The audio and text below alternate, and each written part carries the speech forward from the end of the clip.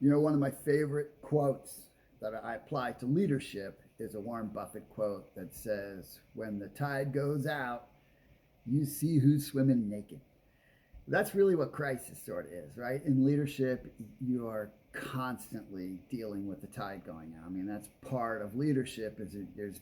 Always there's always struggles and crisis and challenges because you're working with people, you're still trying to accomplish something, you're dealing with all these outside forces, right? So in this video, I'm going to give you 10 tips, really, that you can use any number of them. You don't have to use all 10, although they all do kind of work well together for leading through times of crisis, because times of crisis really show who you are, and they don't show you who you're trying to be.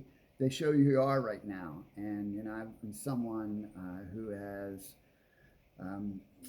gone through a lot of crisis as a leader over my career, and I'm happy to say that in many of those times, those ended up being launching points. And so I'm going to take you through it, and you have an opportunity to pick out the things that might work for you. I'm going to go relatively fast through this, and you can dig into more things if you put crisis and change at toddberger.com. If you dig into there, you can find more stuff that will be applicable. But these 10 are specifically created for some leadership organizations I was working with through the pandemic, and really was helpful for them.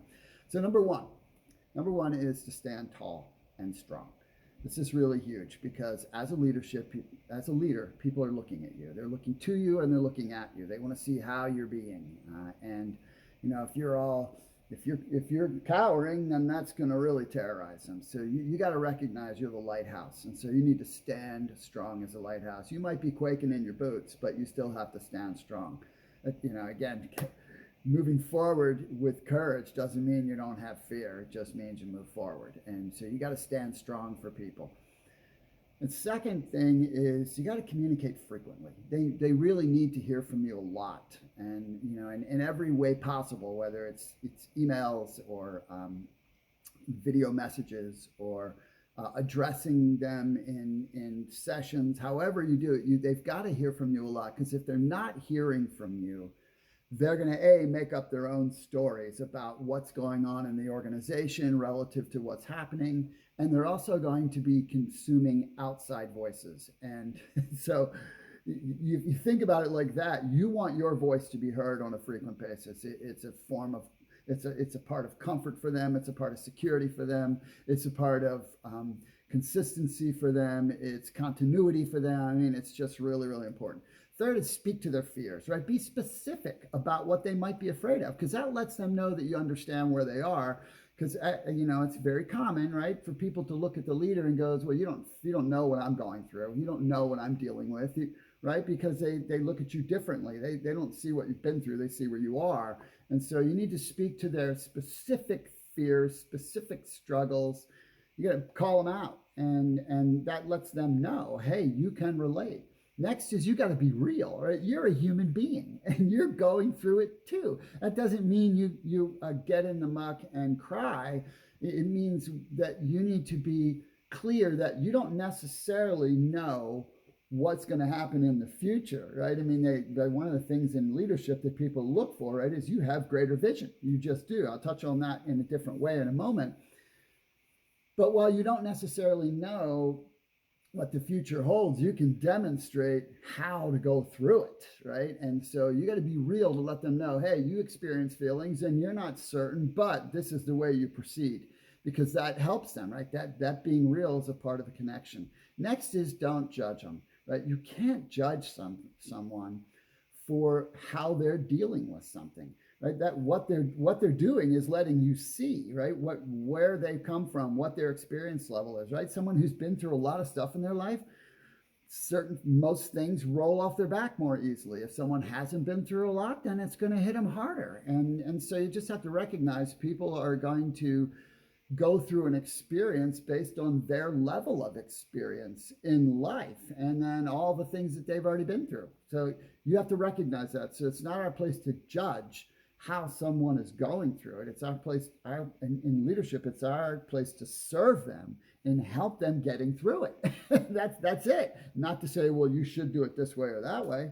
That's not your place. So the word shouldn't come out of your mouth. Oh yeah. So anyway, number 6 is empathy. Empathy is your friend here.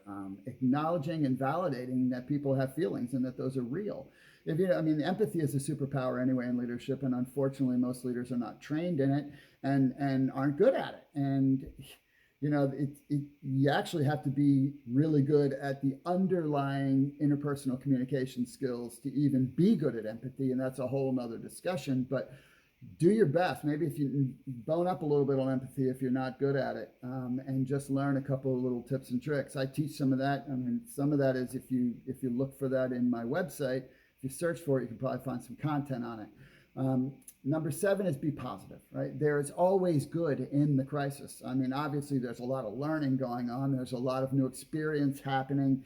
There's a lot of uncovering strengths and weaknesses. There's all kinds of positive stuff in that relationship. But there's also bigger positives that will come out of whatever crisis you're going through. And so you have to be the one that helps them see that you know what, there is no darkness without light. That's just the way it works. And again, you have to be that voice, and you're in a position to be that voice. Next is to provide perspective. So this kind of piggybacks a little bit on that. But the bigger picture of everything, right, is, I mean, think about zooming out, right? It's really, this is the greatest example you can use. When you zoom out, right? It's like, if something is a problem, is it going to matter in 5 minutes? Is it going to matter in 5 hours? Is it going to matter in 5 days? Is it going to matter in 5 weeks? Is it going to matter in 5 months? Is it going to matter in 5 years? Right? I mean, is it going to matter in 500 years? If you think about it like that, right? When you start to zoom out, whatever's going on gets smaller and smaller and smaller in comparison to what it actually means. And so it's your job to help them recognize that this too will pass, but also there's massive opportunity. This piggybacks on the be positive one. There's massive opportunity in all crisis, no matter what it is, because that's the nature, right? The Chinese symbol of opportunity is right along with difficulty or struggle or crisis, depending on how you read it. I can't read Chinese, but you understand what I'm saying. It's the yin and the yang perspective, and that again, it's part of your job, and you can use that. You can also do that by using some examples from your life, right, where you went through incredibly hard things and how good that actually was ultimately for you. Certainly you have multiple of those. I pull those out of leadership sessions I do all the time because everybody's got them. They just aren't necessarily aware of them. Number 9 is to be available. And this is a little bit tricky because people are going to be demanding more of you during crisis likely than they did before, right? That's when they need you most. So you have to be available for them, but at the same time, not at the expense of yourself, right? So you still need to rest and recharge. You have to do that. You still have to have some boundaries around it. So you got to balance it, but you got to be conscious to be available. So even if you can't actually show up in that moment for someone, make sure they know that you're going to show up, and say, hey, or let them know, here's when you can get me, and here's when you cannot. But you have to be available, but you also have to take care of yourself because that's going to help you be available. And then number 10 is the underlying one. Love wins. Love's always going to win. And that means people first. And I know some leaders still struggle with that. I'm sorry for you if you still struggle with that. If you struggle with how to do it, that's different. But if you struggle with it as a concept, then you've missed some really big lessons in the world around you. Like the longest standing leaders in the world, in history, in everything, who had the most sustainable causes and missions and purposes are servant and love centered. They're not power and ego centered. Those are short lived because by nature, right? I mean power from the negative side, using fear as a motivator. It's got to be people first, numbers, business second. It has to be. Bottom line in business is if you take care of your people and you grow your people and you develop your people and they know you care about them, you're going to do really well. It's just the bottom line. You're going to do really well for a really long time. So there's 10. I hope they're helpful for you.